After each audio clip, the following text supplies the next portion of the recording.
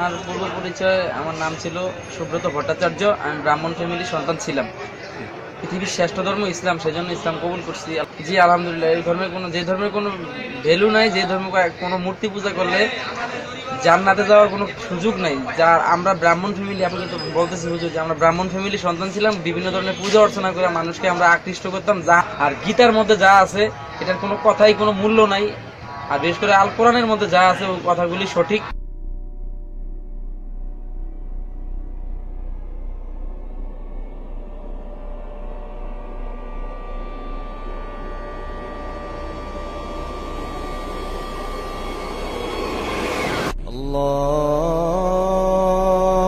الله أكبر الله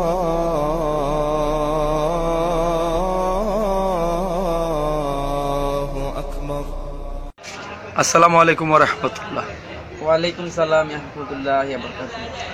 আলহামদুলিল্লাহ ভাই, আপনি তো হিন্দু ধর্ম ত্যাগ করে ইসলাম ধর্ম গ্রহণ করলেন। জি আলহামদুলিল্লাহ। আপনার পূর্ব পরিচয়টা একটু দেন। আমার পূর্ব পরিচয়, আমার নাম ছিল সুব্রত ভট্টাচার্য। আমি ব্রাহ্মণ ফ্যামিলির সন্তান ছিলাম। পৃথিবীর শ্রেষ্ঠ ধর্ম ইসলাম, সেজন্য ইসলাম কবুল করছি আলহামদুলিল্লাহ। আর বিশেষ করে আমরা হিন্দু ধর্মের বিশেষ করে সমাজ প্রতিনিধিত্ব করতাম, যেই সমাজ প্রতিনিধিত্ব করলে মানুষ জাহান্নামের দিকে আকৃষ্ট হয়। অতএব জাহান্নাম থেকে বেঁচে জান্নাত পাওয়ার জন্য যা করা দরকার, এখন আজকে থেকে আমি আব্দুর রহমান নামকরণ করে তাই করলাম আলহামদুলিল্লাহ। আপনাদের কাছে দোয়া প্রার্থী। আপনার গ্রামের বাড়ি কোথায়? আমার গ্রামের বাড়ি চাঁদপুর হাজীগঞ্জ। গ্রামের নাম কি? মকিমাবাদ। পিতার নাম কি আপনার? সুকুমার ভট্টাচার্য। মাতার নাম?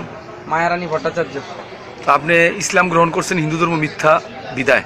জি আলহামদুলিল্লাহ। এই ধর্মের যে ধর্মের কোনো ভ্যালু নাই, যে ধর্ম কোনো মূর্তি পূজা করলে জান্নাতে যাওয়ার কোনো সুযোগ নাই। যা আমরা ব্রাহ্মণ ফ্যামিলি, আপনি তো বলতেছি হুজুর যে আমরা ব্রাহ্মণ ফ্যামিলির সন্তান ছিলাম, বিভিন্ন ধরনের পূজা অর্চনা করে মানুষকে আমরা আকৃষ্ট করতাম জাহান্নামে যাওয়ার জন্য। এখন জাহান্নাম থেকে বাঁচার জন্য আজকে থেকে আপনি নিজে পরিবর্তন। আমি আমার স্বেচ্ছায় বাবা মা ভাই বোন সবাইকে ত্যাগ করে জাহান্নাম থেকে বাঁচার জন্য জান্নাতের দিকে চলে আসছি আলহামদুলিল্লাহ। আপনি কি করে বুঝলেন যে হিন্দু ধর্ম জাহান্নামের দিকে ডাকে, ইসলাম সত্যের দিকে ডাকে? পার্থক্যটা কিভাবে বুঝলেন? পার্থক্য যেমন, আমি হিন্দু ধর্মে থাকতে বিভিন্ন পূজা অর্চনা করলে দেখছি, পূজা অর্চনা করে ওনাদের যার কাছে চাইয়া কিছু পাওয়া যায় না, অর্থাৎ তার পূজা করে তার আরে সেজদা দিয়ে কোনো লাভ নাই। আর বিশেষ করে ইসলামিক, আপনাদের ইসলাম কবুল করার আগে আমি ইসলামিক একটা বই পড়ছিলাম, ফাজাইলে আমল কিতাব। ওইটা পড়ার পরে কিছুটা ইসলামের প্রতি বিভিন্ন ধরনের জিনিস আছে এটার মধ্যে লিপিবদ্ধ করা। আর গীতার মধ্যে যা আছে এটার কোনো কথাই কোনো মূল্য নাই।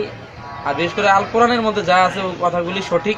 ওগুলি মৃত্যুর পরের জন্য জান্নাতে যাইতে হলে যদি কিছু থাকে সেটা আল কোরআনের মধ্যে আছে। এছাড়া বাংলাদেশে যত কিতাব আছে সব ভুয়া, এর মধ্যে কোনো কিছুই নেই। তা আপনি দিনের কাজ করবেন তো ইনশাআল্লাহ ভবিষ্যতে? ইনশাআল্লাহ আলহামদুলিল্লাহ। আপনি তো দোজখ থেকে বাইচে গেলেন, আল্লাহ তাআলা বাঁচাই দিলেন। আলহামদুলিল্লাহ আলহামদুলিল্লাহ। এখন যারা অমুসলিম আছে, বৌদ্ধ, খ্রিস্টান, হিন্দু, এদেরকে আপনি দাওয়াত দেওয়ার ব্যাপারে কি বলেন? তাদেরকে দাওয়াত দেওয়া উচিত কিনা? তাদেরকে দাওয়াত দেওয়া উচিত। আমি চাচ্ছি যে আমি যেহেতু জাহান্নাম থেকে বাইচা জান্নাতের দিকে চলে আসছি, আমার মতো যারা আছে ইসলাম ব্যতীত অন্যান্য ধর্মের অবলম্বী যারা আছে, তারাও যাতে ওই ধর্ম, তাদের পৈতৃক ধর্ম, যাতে জাহান্নামে যাওয়ার ধর্ম ত্যাগ করে জান্নাত পাওয়ার জন্য, জান্নাতে পৌঁছার জন্য যেই পথ অবলম্বন করা দরকার ওই পথ অবলম্বন করে যাতে যারা চলে আসে, সেটা আল্লাহর কাছে শুকরিয়া। ঠিক আছে ভাই, আপনি একটা কথা আছে, আল্লাহ তাআলা কোরআন শরীফে বলছেন, নিজে বাঁচো, নিজেরা হালকে দুজকের আগে থেকে বাঁচাও। তো প্রথমে আপনি আপনার পিতা মাতা, ভাই বোন যারা আছে, আত্মীয় তাদেরকে দাওয়াত দিতে থাকেন। তারপরে যারা মুসলমান আছে, যারা নামাজ পড়ে, তাদের ইসলার জন্য তাদেরও আমলি দাওয়াত দেন এবং অমুসলিমদের কলমার দাওয়াত দেন। সমস্ত প্রশংসা একমাত্র আল্লাহ তাআলা। আল্লাহ তাআলা আপনাকে ভালো রাখুক। আসসালামু আলাইকুম। ওয়ালাইকুম সালাম। আলহামদুলিল্লাহ।